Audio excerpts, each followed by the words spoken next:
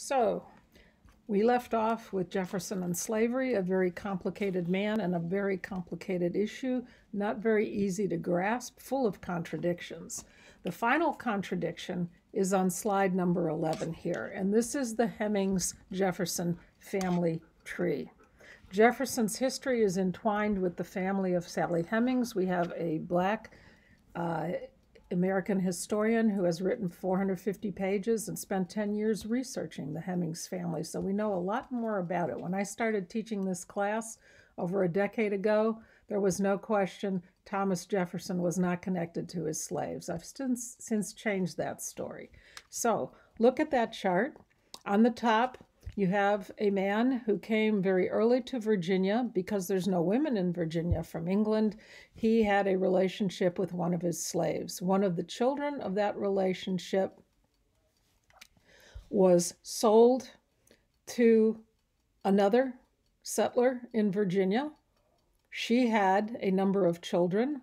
Now the offspring of that man is half white and half black. She is a mixed race person, but still a slave. So she has 4 children with another slave on the plantation and a series of children with her new master. Those children now are 3/4, 75% white. When Thomas Jefferson marries Martha Wales, his wife, she brings into the marriage, she's the surviving child and the only heir of John Wales, and she brings into the marriage all of her slaves, including her half-siblings.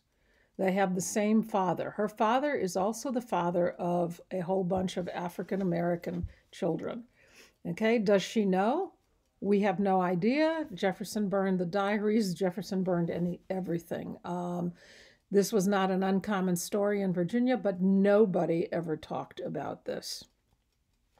So Jefferson goes on to have a series of children, most of whom die. He has 2 surviving daughters in the end. And when his second daughter is sent to Paris, she is accompanied by her 14-year-old, essentially direct relative, Sally Hemings, who is 14 at the time. When Sally comes back, she is pregnant. And the big issue is Jefferson the father? So this is a Jerry Springer moment. Who is the father? We didn't know until about 10 years ago when they did genetic testing.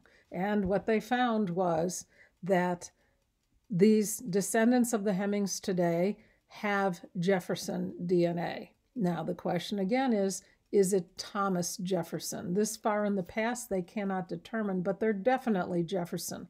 There are a lot of male Jeffersons running around Monticello. He had 2 nephews in particular who were total losers, who had illegitimate children in a number of places. So it's entirely possible it could be a different Jefferson.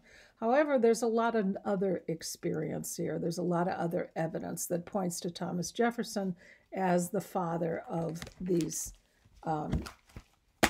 mixed-race children. This is particularly interesting because, of course, his position on mixed-race children is this is absolutely terrible. Look at the names of Sally's children. They are different than the typical slave names. They are named after either Thomas's friends or relatives. He had a cousin, Estes, by the way.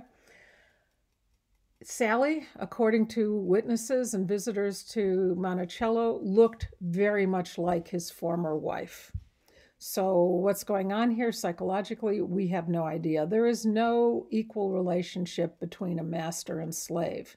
But Sally is in charge of his stuff. She is his #1 servant in the house. She takes care of everything related to Thomas Jefferson. When Jefferson dies, she's at his deathbed along with his immediate family. None of the Hemings family ever worked in the fields. They were always house servants. They did things around the house. The 2 boys, particularly the last 2, Madison and Eston, were again said to look remarkably like Thomas Jefferson. At a distance, you couldn't tell them apart. They were trained in carpentry. They were very musical. They both, after they were freed, went to Ohio and made careers as professional musicians. So again, Thomas Jefferson and the music thing. They looked like him. They had a lot of his traits. Many of the Hemings were taught literacy on the plantation.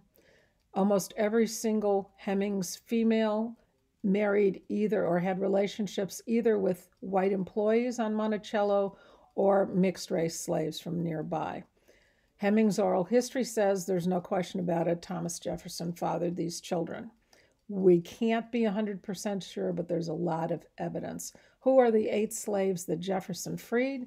They are 2 of Sally's brothers, 2 of her sons, 2 of her nephews, and 2 more who just left the plantation, passed as white, and Jefferson, unlike many other slaves, never pursued them, never tried to bring them back. In fact, one of the girls, he actually sent another slave after with money to give her money so she could make her way in the world off the plantation. Sally herself is never freed. When Jefferson dies, she leaves the plantation and she goes and lives with one of her sons in a nearby town. Technically, she's a slave, but nobody ever made any deal about it. She was left completely alone. Of course, at this time, she's pretty old and her work days are past her anyway. So, is Jefferson a hypocrite? Absolutely. No question about it. Better than most on slavery? That doesn't say very much. You're still damned by faint praise. He, as I mentioned earlier, hated conflict, did not like arguments. What did he do? He's a chameleon. He changes his views according to whoever he's talking to. He keeps his feelings to himself and never really talked about any of this. So what do we know? Pretty definitely that the HEmings were his children. He never acknowledged it. Neither did Sally. But somebody has traced back every time Sally had a child, 9 months earlier, Jefferson was at Monticello. Sally never left Monticello after France. Okay, he's not there a whole lot. He's governor. He's in Washington, D.C. for 8 years, but she has a number of pregnancies and he's there every time. Again, not conclusive evidence, but a lot of circumstantial evidence. Okay, so let's go on to Jefferson's first term, which is a stunning success. He's a national hero. He's overwhelmingly elected. The 1800 election, again, a very bitter, disputed campaign. And he has a number of issues on his plate. His first issue is the Barbary pirates. If you look at the slides, the Barbary pirates, again, 12, 13, 14 slides. The Barbary coast is the North African coast. It is Muslim. This is our first contact with the Muslim world and a fairly successful one. What was going on? These were a bunch of little city-states. How did they make their living? Piracy. Any ship that entered the Mediterranean either had to pay tribute to these small little principalities along the north coast of Africa or was attacked. Their cargo was seized. Their crews were seized and sold as slaves in the Arab slave markets because a Muslim can sell a Christian, but not another Muslim, and vice versa. All of these families, all of these people have families. There's constant uproar in the States. What are you going to do about it, Thomas Jefferson? You're a small government guy. You downsized your Navy. Poor John Adams tried to build up the Navy. You downsized your army. You have limited military force to act with.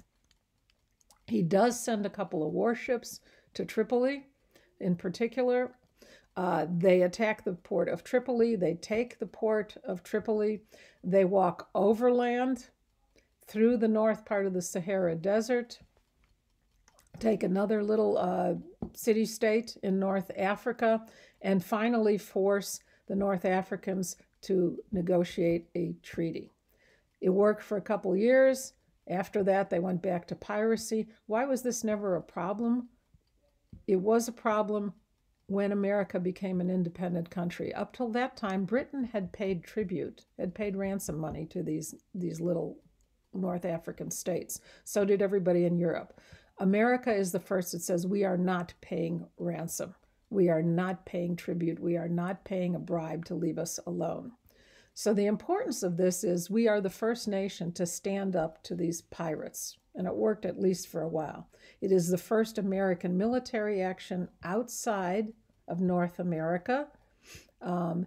Heavily involved the Marines, which is a new branch of the service, and very important in Marine military history because the Marine anthem is from the halls of Montezuma to the shores of Tripoli.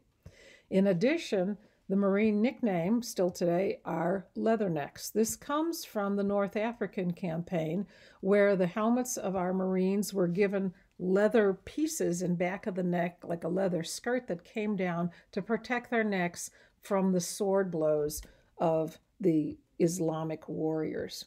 So we got two things out of that for the Marines. They start up again during the War of 1812. We still don't pay any tribute. How did we get our hostages out? How did we get some of the slaves out?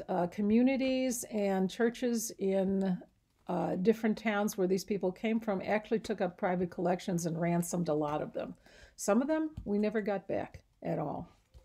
The other big issue in Thomas Jefferson's first term, of course, is Louisiana, but Louisiana and Lewis and Clark is another video. So thanks very much, and please stay safe.